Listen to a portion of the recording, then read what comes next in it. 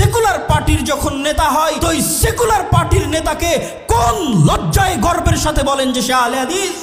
আজকে সেকুলার বলেন, কালকে সেকুলার ভাই দাওয়াত খান। আপনারা সেকুলারিজম খুব চিৎকার করছেন। আমি বলি যে অন্যের চান্দা নিয়ে মুজাফফরাবাদ রাগ করো না।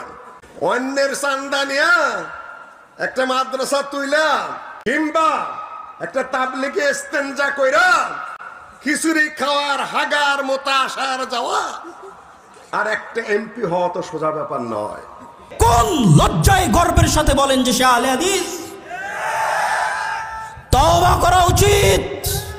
একটা সেকুলার পার্টির নেতা কিভাবে আহলে হাদিস হতে পারে? আজকে সেকুলার বলেন, কালকে সেকুলার ভাই দাওয়াত খান।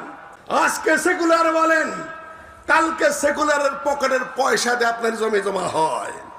আজকে সেকুলার বলেন, ডক্টর ইউনূস ইসলামী আন্দোলনের একজন খলিফাতুল মুসলিমিন নাকি? তুমি গেলা কেন ওখানে? তুমি কি মানুষকে পাগল পেয়েছ? তোমার চেয়ে ট্যালেন্টেড ছাত্রগুলোকে পড়ায়। শুকরের রাখালের আদব আছে, কুকুর যারা বলে তাদের সম্মান বোধ আছে, লজ্জা বোধ আছে, সিনিয়রিটি জুনিয়রিটি জ্ঞান আছে, আদব আখলাক আছে, হায়া শরম আছে। আপনারা সেকুলারিজমে খুব চিৎকার করছেন। আমি বলি যে অন্যের চান্দা নিয়ে মুজাফফরাবাদ রাগ করো না।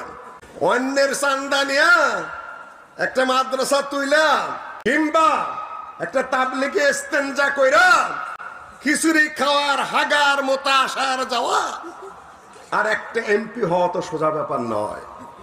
আমরা আহলে হাদিসরা যে ব্যক্তি নাভির নিচে হাত বাঁধে, যে ব্যক্তি রাফুল আদাইন করে না, তাকে অপছন্দ করি ঠিকই, কিন্তু একটা দল যখন সেকুলার পার্টি করে আর ওই সেকুলার পার্টির যখন নেতা হয় তো ওই সেকুলার পার্টির নেতাকে কোন লজ্জায় গর্বের সাথে বলেন যে সে আহলে হাদিস? তওবা করা উচিত। একটা সেকুলার পার্টির নেতা কিভাবে আহলে হাদিস হতে পারে?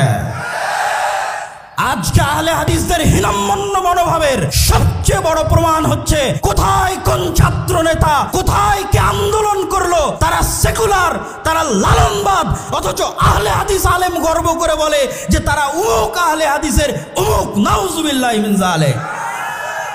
আহলে হাদিসদের এই হীনম্মন্য মনোভাব থেকে বের হয়ে আসতে হবে। একজন আহলে হাদিস রিকশা চালক একজন সেকুলার দলের নেতার চেয়ে হাজার গুণ ভালো। একজন আহলে হাদিস মুচি এবং মজুরি একজন ন্যাশনালিস্ট দলের সেকুলার দলের নেতার চাইতে, ছাত্র আন্দোলনের নেতার চাইতে লক্ষ কোটি গুণে ভালো। অথচ আহলে হাদিস আলেমের সন্তান যখন প্রধান উপদেষ্টার দরবারে গিয়ে নিজেকে আহলে হাদিস দাবি করে তখন কেন গায়ে জ্বলে? আমি কি নিজেকে আহলে হাদিস দাবি করতে পারি না?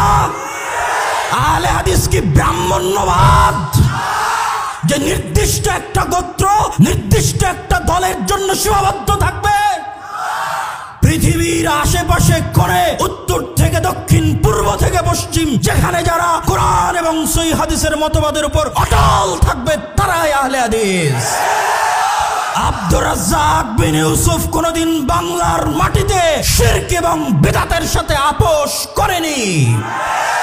আব্দুর রাজ্জাক বিন ইউসুফের সন্তান হিসেবে যদি কোনোদিন শিরক এবং বিদআতের সাথে আপোষ করতে হয়, দাওয়াতি কাজ বন্ধ করে দেব, তবু শিরক এবং বিদআতের সাথে আপোষ করব না।